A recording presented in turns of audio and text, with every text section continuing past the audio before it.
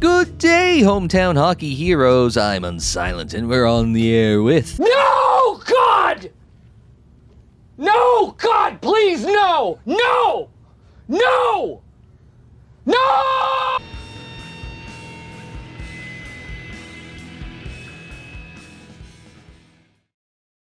Hello, and welcome to the Retrospective, a series in which I look back at the games that I've played. Well, it usually is. Just over 5 years ago, I went in search of the worst hockey game ever made and found a little title called Actua Ice Hockey 2. As a quick refresher, that was supposed to be Fox Sports NHL 1999 until developer Gremlin Interactive lost both the NHL and Fox licenses, so they took what they developed and shoved it out as a knockoff NHL on Fox video game. If the parody team and player names weren't off-putting enough, the bad gameplay graphics controls and AI would turn you off it. However, in that spiel, there's a critical word that I want to focus in on. 2. Somehow, this was Gremlin Interactive's second hockey effort. The internet seemed to think that Actua Ice Hockey 2 was worse than its predecessor. But how can it be possible for a sequel to get actively worse than the previous version? To answer that question today, I look back at the original Actua Ice Hockey. Prior to launching its Actua line of sports games in 1995, Gremlin Interactive did have a track record in the sports game genre. They produced a number of soccer and golf games, but put a particular emphasis on its racing game endeavors, with the well-regarded Top Gear and Nigel Mansell games coming out of Gremlin Studios in Sheffield, England. Looking to take the next step in the sports genre, Gremlin shifted its focus and launched the Actua Sports brand for its sports video games. The goal was to mimic and compete with Electronic Arts' EA Sports imprint and Sega's Virtua series. It's even been suggested that the Actua moniker is a play on Virtua, and I can see why.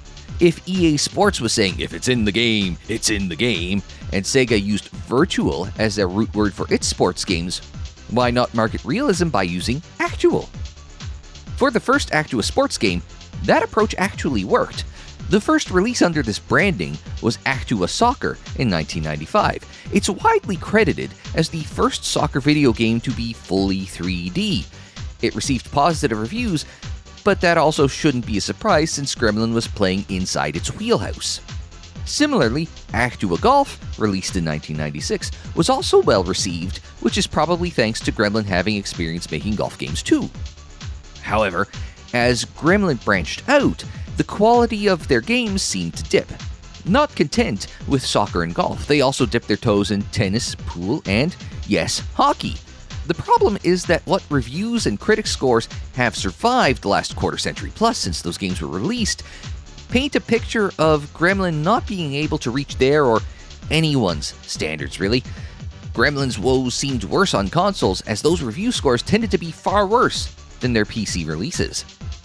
And that leads us back to the topic of today's video.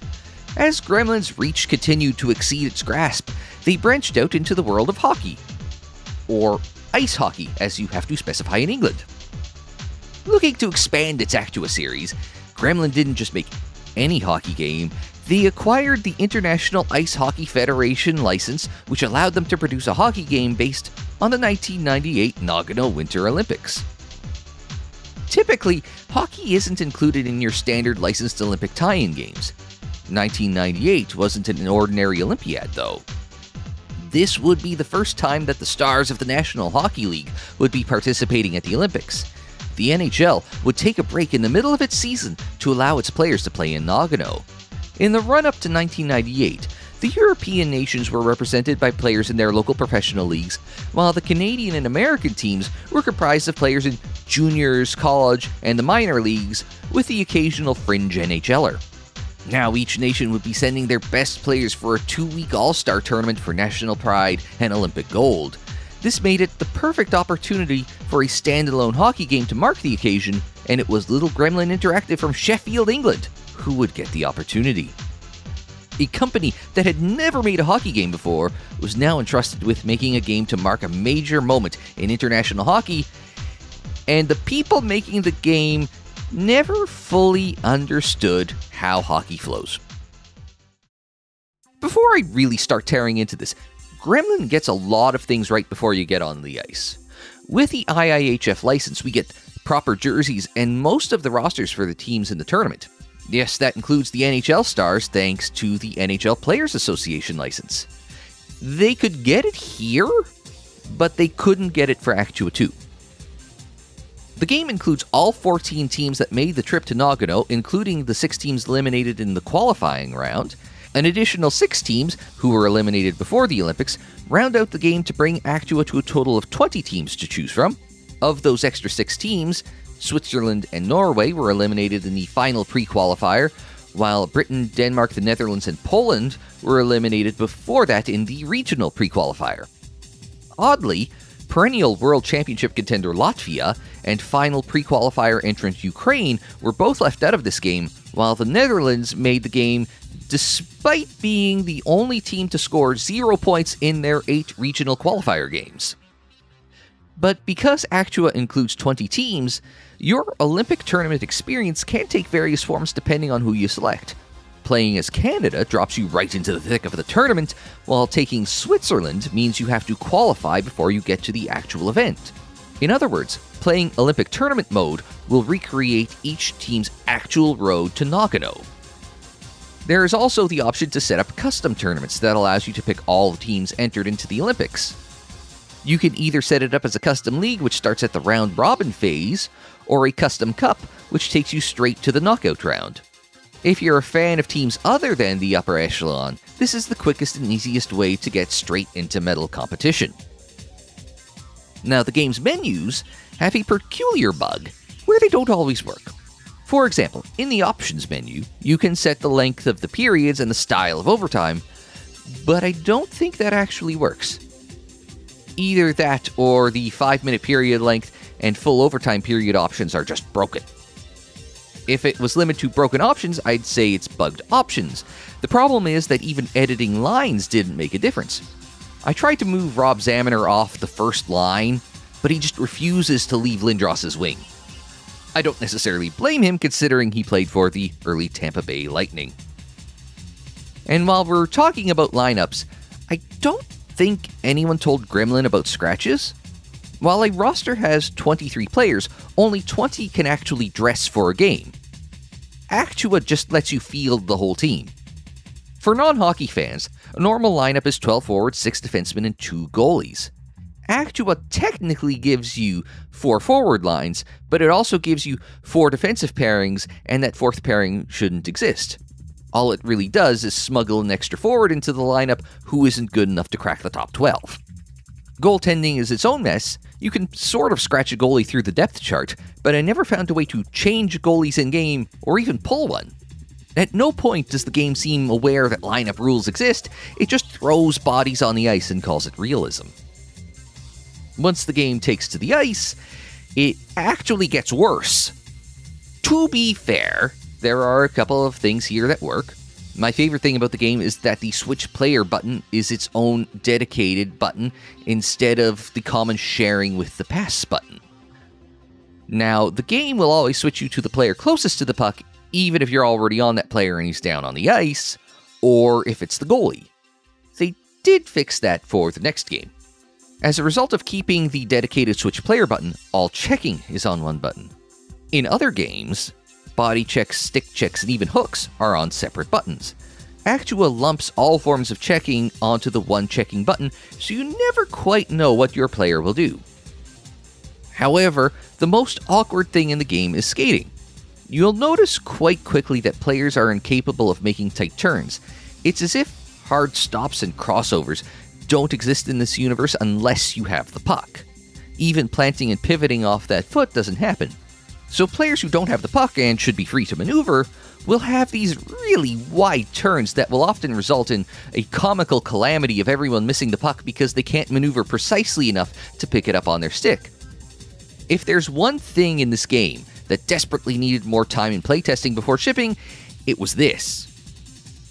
Speaking of calamities, while Gremlin brought in a couple of players from their local hockey team to help with tactical advice, it didn't quite work. The base tactical ideas for zone entry are there, but not well executed. Your AI teammates don't understand how to move up and down the ice. Breakout plays are non-existent, meaning that you don't have an outlet pass to move the puck up the ice.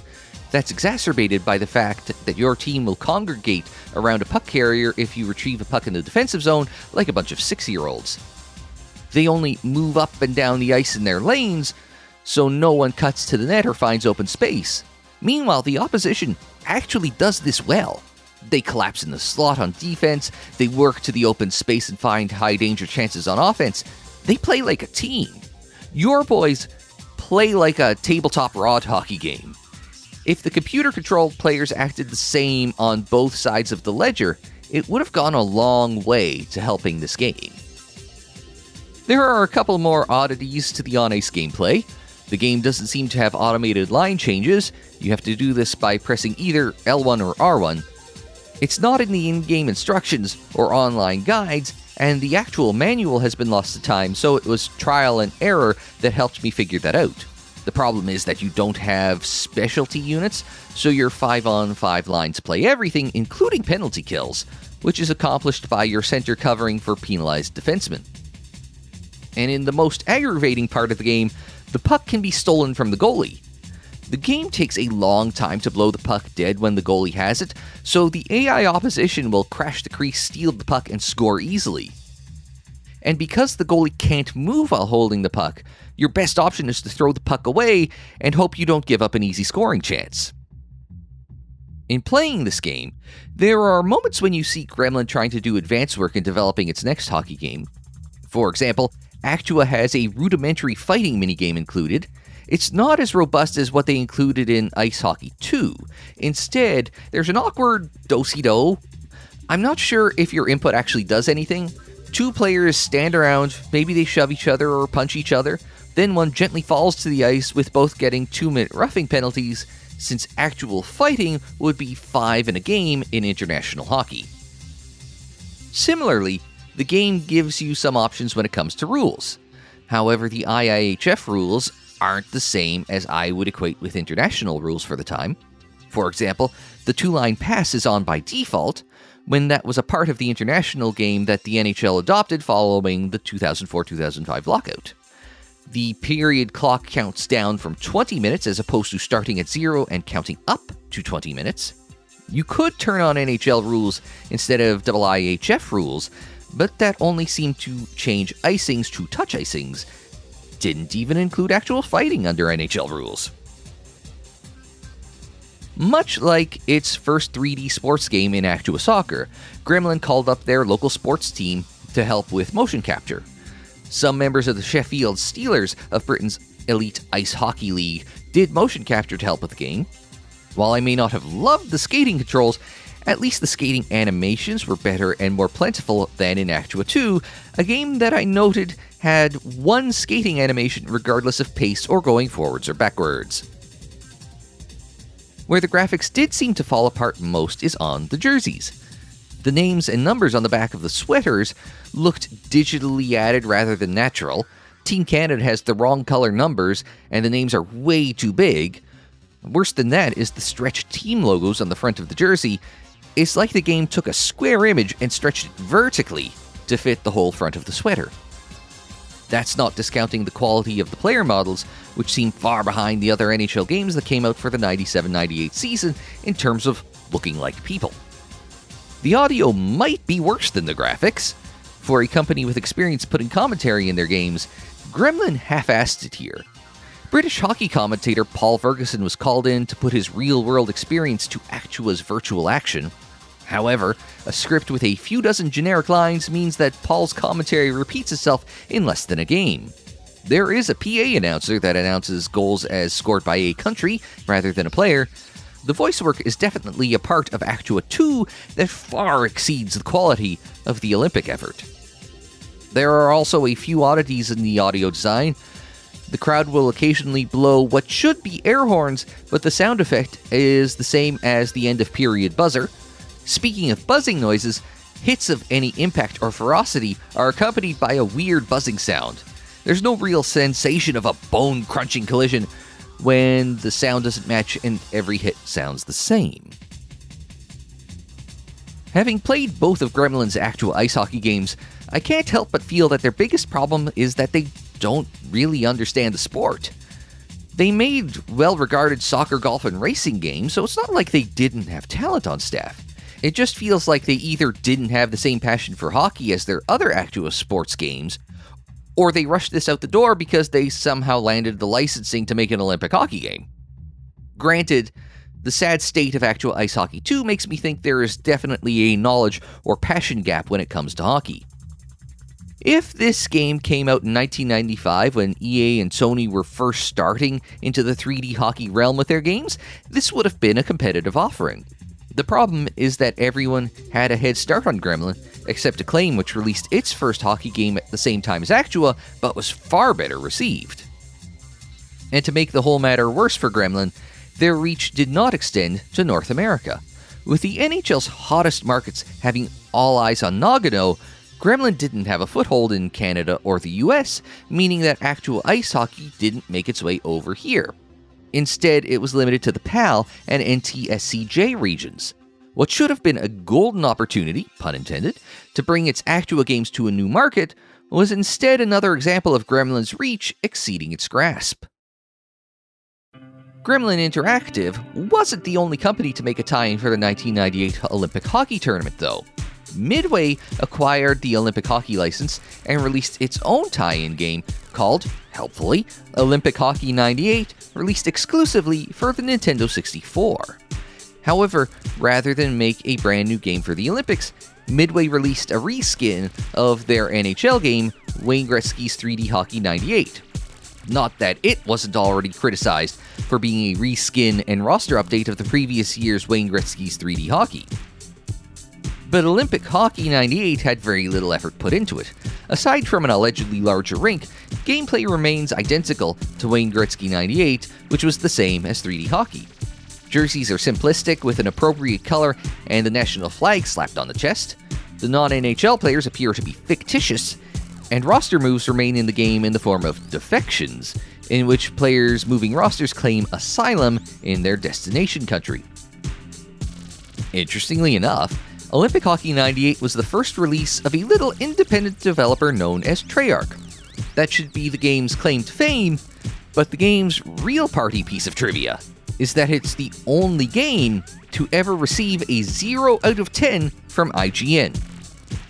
Their review included one paragraph of actual criticism reading, "We'll post a new review when Midway releases a new game. Until then, our score is 0. I'm sure sports game fans will appreciate the irony of that statement when Modern Madden is rated on modern IGN's 8 to 10 scale. What Midway should have done is follow the lead of its competitors and include national teams and an international tournament mode into their regularly scheduled NHL release. Other than Wayne Gretzky 98 and Sony's PlayStation exclusive NHL Face-Off 98, the other licensed NHL games for the 1997-98 season included some form of international component. Granted, it's easy to see this as connected to the Olympics, and it almost certainly is, when those games were released about 1 year after the NHL's first World Cup of Hockey in the summer of 1996. If the NHL wasn't back at the Olympics in 1998, someone would have certainly included a World Cup of Hockey mode in their game. EA Sports' NHL 98, Acclaim's NHL Breakaway 98, and Virgin Interactive's NHL Powerplay 98 each had national teams with varying degrees of accuracy when it came to participants' rosters, jerseys, and tournament formats. As the games came out in the fall before the Olympics, developers had to take their best guess at lineups, which probably resulted in better efforts than what Bobby Clark did for Team Canada. Without the IIHF license, each game had to make their own jerseys rather than use the real ones. And armed with only the NHL and NHLPA licenses, they could only use NHL players to fill national team rosters, and had to use fictitious players for countries without enough NHL players.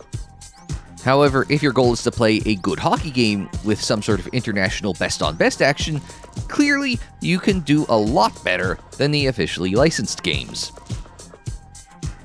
Usually when I make these videos, I wrap up with a little history on the franchise or the developer who made the game. I actually did that in the Actua Ice Hockey 2 video, so I'll refer you to that video if you want to hear about the second Actua Ice Hockey game or Gremlin Interactive. I will say that the commentary and visual fidelity were better in the sequel. The gameplay was marginally better. The real improvement was the inclusion of the fictitious Gremlin Hockey League, which opened up a season game mode for you to dig into. That gave the game more meat on its bones than the Olympic tournament of Actua Ice Hockey 1. Whether you want a piece of that meat is up for debate, and I wouldn't blame you for skipping that game. Also, since we last talked about Actua Ice Hockey 2, a number of Actua Sports titles have ended up on Steam, including both Actua Ice Hockey games.